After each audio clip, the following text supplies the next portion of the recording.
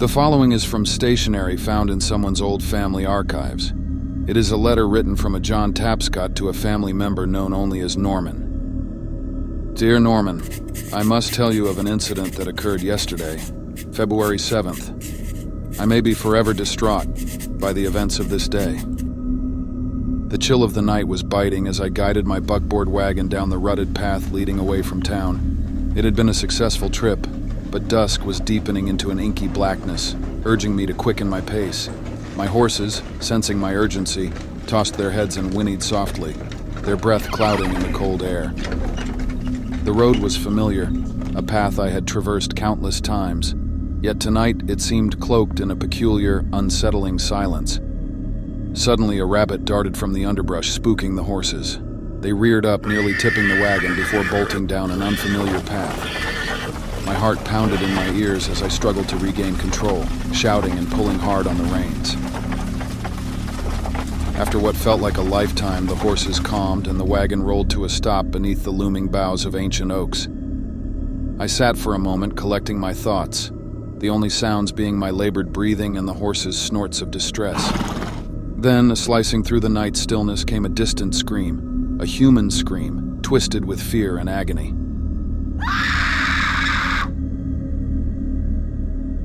My eyes widened and my body shivered. Compelled by a mix of fear and concern, I grabbed a lantern and ventured towards the source. The trees seemed to close in around me as I walked, the ground soft and uneven underfoot. As I crept closer, another scream rent the air. More desperate than the last. I quickened my pace, heart hammering against my ribs. Emerging into a clearing, I beheld a sight that stopped me dead. A group of figures, clad in robes and grotesque animal masks, stood around a bound figure. Torches in their hands cast flickering shadows and painted the scene with an otherworldly glow. One of the figures raised a knife, its blade catching the torchlight as he began chanting in a guttural tongue. They hadn't noticed me yet. I was about to retreat when a twig snapped under my foot. Heads turned, eyes glinting behind masks. The chanting stopped. Panic gripped me, and I turned and ran back to my wagon, the echoes of their sudden, savage shouts spurring my frantic escape. As I reached my wagon, I unleashed the horses and leaped onto the driver's seat, whipping the reins fiercely. The wagon lurched forward just as the masked figures emerged from the woods, mounting their own horses to give chase. My heart was a drumbeat in my ears, the wagon wheels thundering against the ground. Just as they gained on me, shadows emerged from the opposite side of the road. A lynch mob, their faces twisted in rage, armed with guns and shouting curses. They hadn't come for me. They had come for the masked figures. Gunfire erupted, the night exploding with the sounds of chaos. I didn't look back, focusing only on the path ahead, urging the horses to their limit. By the time I reached the safety of my homestead, dawn was breaking, casting a pale light over the land. I was safe, but seriously troubled. The images, smells, and sounds of the night's horrors replaying in my mind. The next morning, the local newspaper confirmed my fears. The ritual had been interrupted by townsfolk who had suspected the group of foul play for months. Some of the masked group were apprehended, others lay dead. The article hinted at dark practices and missing persons, a sinister undercurrent that had run through the town unnoticed until now. As I set the paper down, I shivered, despite the morning sun streaming through the window. Last night, I had come perilously close to an unholy evil that prowled beneath the surface of our quiet community. I was safe, yes, but forever changed by the knowledge of what lies in wait when the sun goes down. Truly yours, John Tapscott, February 8th, 1899.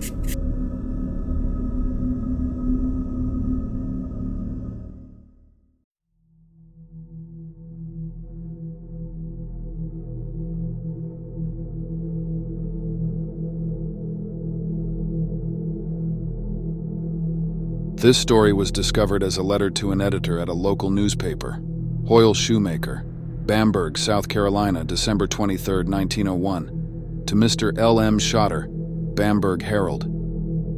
Dear Sir, The following is the story you requested regarding my experience we discussed in town yesterday. The year was 1899, and darkness was a mantle that draped the countryside with an uneasy stillness. I was making my long trek back home from the town market, my path illuminated only by the dim glow of a lantern and the occasional flicker of starlight piercing the canopy of trees. That evening, a hint of adventure whispered in the air, compelling me to take a supposed shortcut I'd heard whispers about but never dared to try. This side path, less trodden and thick with overgrowth, promised a quicker route home. Curiosity, as much as the desire to shorten my journey, nudged me forward. As I ventured deeper, the woods grew denser, the path narrower, and an eerie silence settled around me, broken only by the crunch of my boots on the dry leaves. After what felt like hours rather than the promised shortened time, a glimmer of light through the trees caught my desperate attention. I approached cautiously, finding a large, tattered house that looked as though it had been clawed out of a nightmare. It was dilapidated, with shuttered windows and a crooked chimney from which smoke lazily curled. As I stood there contemplating my next move, the door creaked open, revealing two figures. One was a tall, gaunt man with a beard that seemed to catch the shadows, and the other a stout woman with eyes too bright for the dim light. "Lost your way, traveler?" the man asked, his voice smooth like oil on water. "Aye. Thought this path would lead me home quicker," I replied, clutching my lantern a bit tighter. "Why don't you come in for a bit? Have some warm tea before you brave the night again," the woman suggested with a smile that didn't reach her eyes. Something in my gut screamed that this was wrong. The isolation of their home, the way the light seemed to avoid touching it fully, and the too keen glint in their eyes. "Thank you, but I must be getting on," I managed to say, stepping back towards the woods. "There's no path around here, lad. Come in, we insist," the man said, his tone hardening, stepping towards me. I turned and fled into the woods, hearing their footsteps pounding behind me.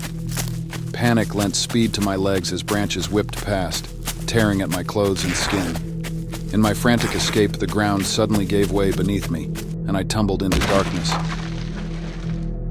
I lay there for a moment, my body aching and cold, before noticing a putrid smell. Horror gripped me as I realized I was lying atop a pile of bodies, their stages of decay varying from fresh to barely recognizable. I retched, the reality settling in like a cloak of terror. Somehow, I climbed out, driven by sheer survival instinct.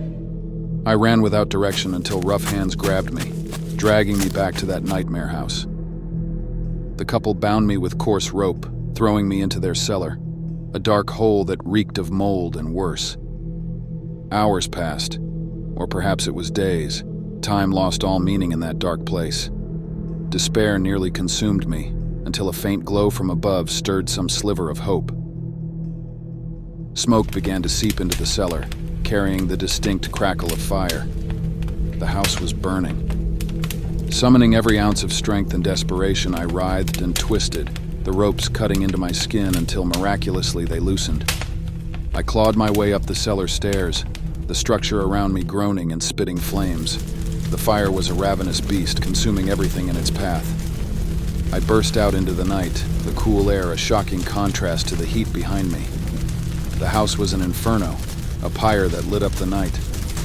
I didn't stop to look for the sinister couple. My only thought was escape. By the grace of some divine providence, I found my way back to the road by the light of the burning house. My home, when it finally came into view, never looked more welcoming. I learned later that the couple was known to the local authorities, suspected for a string of disappearances but never caught. Their deaths were a mystery to the town, the fire deemed an accident, though I knew better. As I write this, recalling that night still affects my sanity.